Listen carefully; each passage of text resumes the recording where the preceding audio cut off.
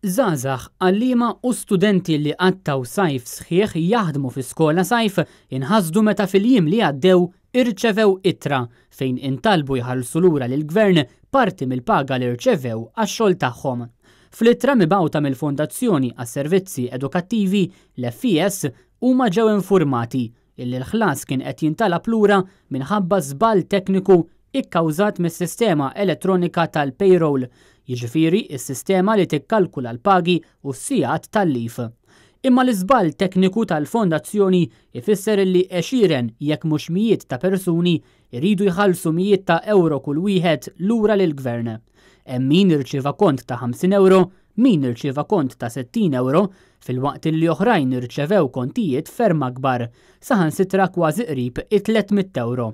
Il-Fondazzjoni għas-Servizzi Edukattivi kull sena tingaġġa numru ta' għalliema u studenti terzjarji biex jgħallmu fi skola sajf u Club 316.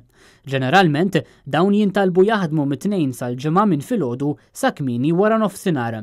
Imma wara ġimgħat u xhur ta' ħidma ħafna qed jintalbu jħallsu lura dak illi ħadmu għalih, u dan apparti numru ta' għalliema oħra illi ma jaħdmux fis-sajf biss iżda matul is-sena kollha f'programmi differenti illi toffri l-FIS. Għalkemm jidher li ħafna minn dawk mill-quta huma persuni li ħadmu matul is-sajf, mhux esklus illi ntlaqtu wkoll għadd kbir ta' persuni oħra illi ħadmu mal-FIS matul is-sena li għaddiet kollha. Fil-fatt fl-ittra li ntbagħtet mill-FIS jingħad li l-iżball tekniku sar fuq kalkoli ta' bejn Jannar u Novembru 2017. Fl-ittra lil dawk mill-quta, l-FIS tal-għażla illi l-flus jiġu ritornati bil-mod f'pagamenti fix-xahar minflok f'pagament wieħed.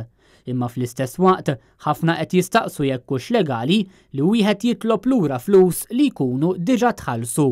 Ħafna minn dawk li ntlaqtu huma studenti tal-MCAS jew l-Università li l-unika sors ta' dħul li għandhom huwa l-istupendju li jirċievu darba fix-xahar.